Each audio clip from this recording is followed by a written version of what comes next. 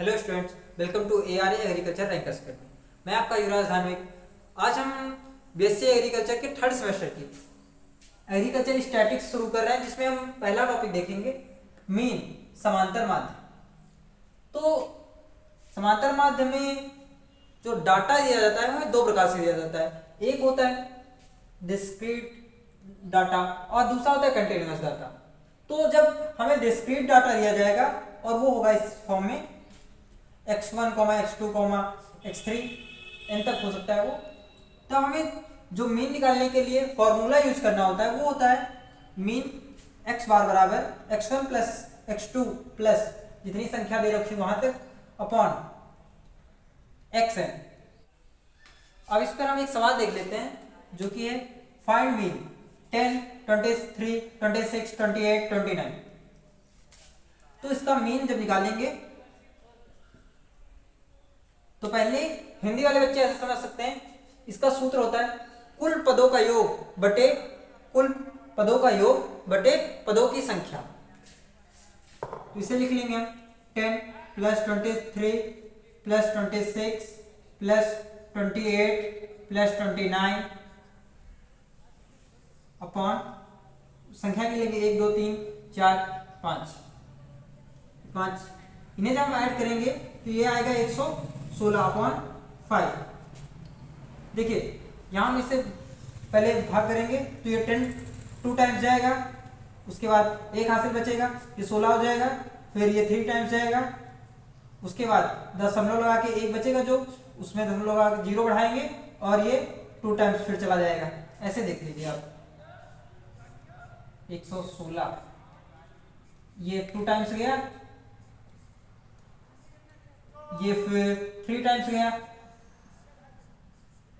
दशमलव लगा के 0 बढ़ाया हमने यहां पर 2 टाइम्स चला गया। यही हमारा आंसर आ गया।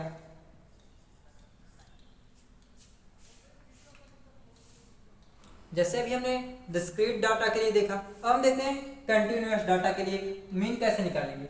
जो कंटिन्यूअस डाटा हमें दे रखा होगा वह x1 से x10, x10 से x20, x20 से x30 तक दे रखा होगा, ऐसे दे रखा होगा।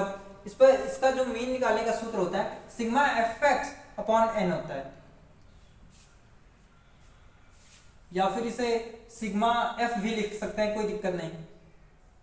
तो देखिए हमें जो सवाल दे रखा गया, वेट दे रखा गया है x और इसकी फ्रीक्वेंसी दे रखी गई है, इसकी 35, 36, 40, 45 और ये 12 फ्रीक्वेंसी 12, 15, 7, 6।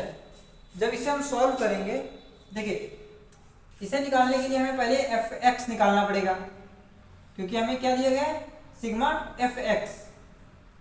तो fx निकालेंगे तो 12 का गुणा 35 में करेंगे तो 5 टाइम पहले करेंगे तो 12 पंचे 60 हासिल 6, 12 का 3 टाइम्स करेंगे 36 में 6 जोड़ेंगे तो ये 420 आ जाएगा। उसके बाद 15 का गुणा 36 में करेंगे तो पहले 6 बार करते हैं तो ये 90 की 0 हासिल 9 और फिर 3 टाइम्स करेंगे 45 में 9 जोड़ देंगे तो ये 54, 7 0 आ जाएगा। उसके बाद 4 बार 28, 6 का 5 बार 0 हासिल 3 30 आएगा, 0 लिखा हासिल 3 गए, फिर 4 बार करेंगे 24, उसमें 3 जोड़ेंगे ये 27 हो जाएगा।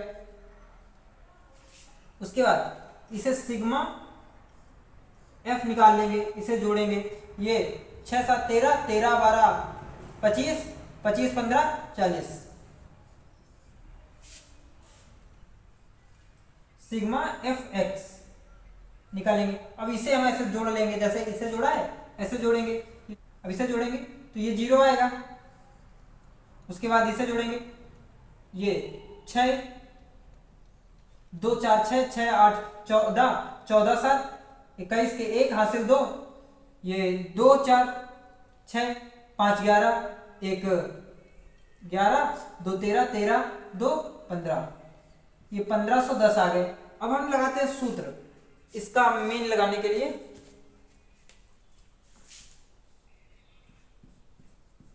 ये होगा sigma F x upon sigma F. इसे ऐसे लिख सकते हैं या फिर एन लिख लीजिए, कोई दिक्कत नहीं।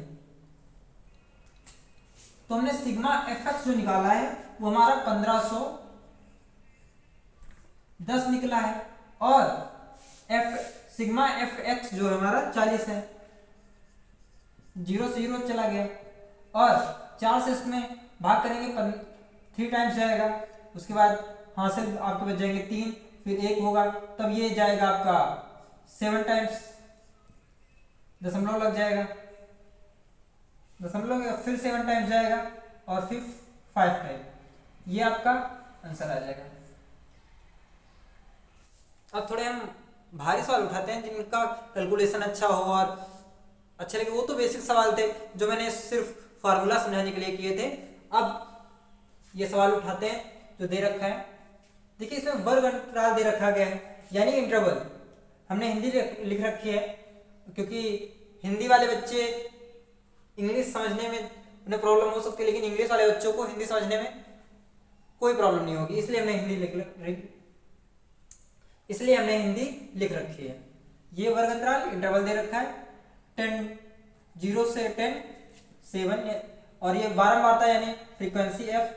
और ये देखिए जब इस तरह दे रखा होता है हमारा डाटा, तो हमें इसका मध्यमान निकालना होता है, यानी बीच की संख्या, जिसे हम x से डिनोट करते हैं।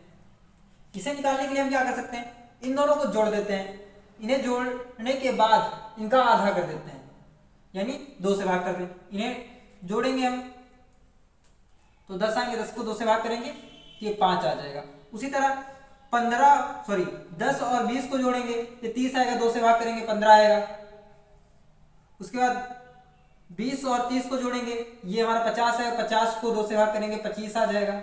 और 30 और 40 को जोड़ेंगे तो ये हमारा, देखिए एक चीज मैं आपको बताता हूँ, पहली संख्या निकाल लीजिए, उसके बाद इसी को इसमें माइनस कर लेंगे, उतना ही जोड़ते चले जाएंगे। जैसे हमने इन्हें जोड़ा ये 5 आ गया, 2 से भाग कर लिया। अब 10 में 0 घटाएंगे, 10 बचा, 10 5 में जोड़ेंगे 15 आ जाएगा। फिर 15 में 10 जोड़ेंगे 25 आएगा, 25 में 10 जोड़ेंगे 35 आ जाएगा, और 35 में 10 45 आ जाएगा, और ये 55। इस तरह किया जाता है, हर उसमें नहीं किया जाता है कि आप इन्हें जोड़िए फिर 2 से भाग करिए, नहीं, ये कुछ चीजें समय बचाई जाती हैं। अब हम यहां पर fx निकालेंगे, f इंटू एक्स। 5 का 7 से गुणा करेंगे तो ये 35 आएगा। उसके बाद 15 चको 60, 0 हासिल 6, 15 कई बार 15 और 6 जोड़ देंगे तो ये 21, 210 आया। और इसका गुणा करेंगे तो 25 का गुणा 8 बार करेंगे तो 200 के 0 आ जाएगा, हासिल 20 जाएंगे। फिर 2 टाइम्स करेंगे गुणा तो 50 में 20 जोड़ेंगे तो 70, यानी ये 700। 35 का गुणा 26 में करेंगे तो ये 910 आ जाएगा। और 45, देखिए 45 का गुणा ऐसे नहीं कर सकते आप ऐसे, लेकिन आप 16 का गुणा 45 में कर सकते हैं, आपको इजी पड़ेगा। 16 का पहाड़ा 5 बार पढ़ते हैं, 80 हासिल 8 गया, 16 चको 64, 64 में 8 जोड़ा 72। उसके बाद 9 का पहाड़ा 55 में करते हैं, 9 9 45 के 5 हासिल 4, फिर 45, फिर 4 जोड़ देंगे उसमें तो ये आ गया 495। ये हमें जो फ्रीक्वेंसी दे रखी है इन्हें हम जोड़ लेंगे,